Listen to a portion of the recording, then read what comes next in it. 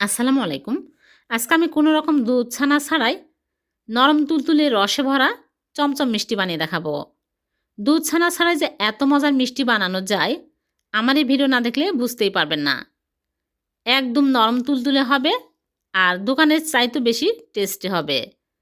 এই ভিডিও পুরোটা দেখার অনুরোধ রইল। আশা করছি আপনাদের কাছে খুবই ভালো লাগবে। তাহলে চলুন রেসিপি শুরু করি। প্রথমে একটা বোলের মধ্যে নিয়ে নিচ্ছি আটা ১ কাপ। আটার পরিবর্তে আপনারা চাইলে এখানে ময়দাও নিতে পারবেন। আর এখানে নিয়েছি স্বাদমতো লবণ আর দিয়ে দিচ্ছি বেকিং সোডা 1/2 চামচ। 1/2 চামচের বেশি দেওয়া যাবে না। বেকিং সোডাই দিতে হবে, বেকিং পাউডার দিলে হবে না। এখন দিয়ে দিচ্ছি ঘি ১ টেবিল চামচ। এখন ভালো করে ঘষে, ঘষে মিশিয়ে নিব। এই কাজটা ভালো করে নিতে হবে, তাহলে বেকিং সোডা ভালোভাবে মিশে যাবে। যখন দেখবেন এইরকম দলা পেকে আসছে আর চাপ দিলে ঝরে যাচ্ছে, তখন বুঝতে হবে ময়ান দেওয়া হয়ে গেছে।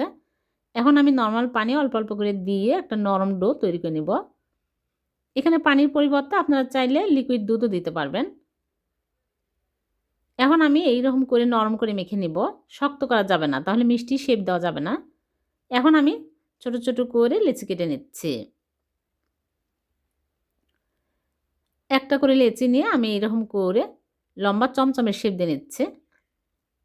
ভালো করে ফিনিশিং দিতে হবে, যেহেতু আটার মিষ্টি।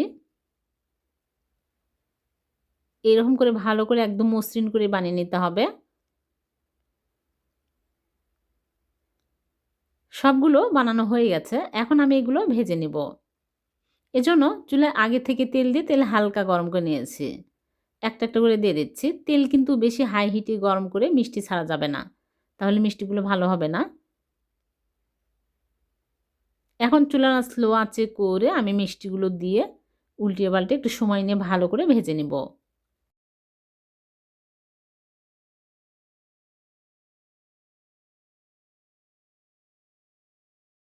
দেখুন মিষ্টিগুলো কিন্তু আস্তে, আস্তে ফুলে বড়, বড় হয়ে যাচ্ছে। আর পছন্দ অনুযায়ী কালার হলে তুলে নিতে হবে। মিষ্টি ১টা ২টা ফেটে যাবে, তাতে কোনো সমস্যা নেই। ফেটে গেলেই মিষ্টির ভিতরে ভালোভাবে শিরা ঢুকবে। আর মিষ্টিগুলো তখন নরম তুলতুলে হবে, খেতেও ভালো লাগবে। শিরায় দেওয়ার পরে ফাটা সব ঠিক হয়ে যাবে। এইরকম কালার হলেই তুলে নিচ্ছে। আপনারা চাইলে আরও ডিপ করে তুলে নিতে পারবেন। আবার চাইলে এর চেয়ে হালকা করেও তুলে নেওয়া যাবে। সবগুলো মিষ্টি আমি ভেজে তুলে নিয়েছি। অনেক সুন্দর হয়েছে মিষ্টিগুলো, ফুলে একদম ডবল হয়ে গেছে। এখন আমি এই মিষ্টিগুলো চিনি শিরাতে দেব।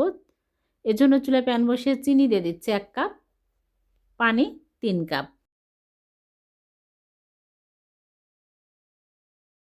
আর ২টা এলাচ দিয়ে আমি বলক তুলে নিব। জাস্ট একটা বলক উঠলেই মিষ্টিগুলো দিতে হবে। চিনি শিরা জাল করে ঘন করার প্রয়োজন নাই। এখন মিষ্টিগুলো ঠান্ডা হয়ে গেছে। ঠান্ডা মিষ্টি গরম শিরার মধ্যে দিয়ে আমি জাল করব ২ মিনিট। বেশি জাল করার প্রয়োজন নাই। ২ মিনিট জাল করলেই হবে। ফিরে আসলাম ২ মিনিট পর। মিষ্টিগুলো হয়ে গেছে। এখন আমি চুলা থেকে নামিয়ে রেখে দিব ২ ঘন্টা।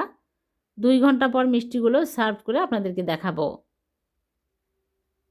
ফিরে আসলাম ২ ঘন্টা পর। দেখুন মিষ্টিগুলো রস খেয়ে রসে একদম টইটুম্বুর হয়ে গেছে। ফুলে কত বড়, বড় হয়ে গেছে। একদম সব শিরা সোপ করে নিয়েছে। এখন মিষ্টিগুলো আমি তুলে নিচ্ছি। মিষ্টিগুলো তুলে আরও বেশি টেস্টি করার জন্য আমি মাওয়াতে কোট করে নিব। এমনিতেও খাওয়া যাবে, মাওয়াতে কোট করে নিলে দেখতে অনেক সুন্দর লুক আসবে, দোকানের মতো হবে দেখতে। খেতেও কিন্তু অনেক মজার হয়েছে। এই মিষ্টি দেখে এবং খেয়ে কেউ বুঝতেই পারবে না যে কোনো রকম দুধ ছাড়া তৈরি করা। আমি একটা কেটে দেখাচ্ছি কতটা রস ঢুকেছে আর নরম তুলতুলে হয়েছে। এই মিষ্টি কাঁচাও নেই, শক্তও নেই। দেখুন কতটা দানাদার হয়েছে মিষ্টির ভিতরে। এইরকম মিষ্টি যদি বাড়িতেই তৈরি করা যায় তাহলে দোকানে কেন যাবেন? বাড়িতেই খুব সহজে কম খরচে দোকানের স্বাদে নরম তুলতুলে মিষ্টি তৈরি করে খেতে পারবেন। ভিডিওটি ভালো লাগলে লাইক, কমেন্ট, শেয়ার করতে ভুলবেন না। আবার দেখা হবে নতুন কোনো রেসিপিতে। আল্লাহ হাফেজ।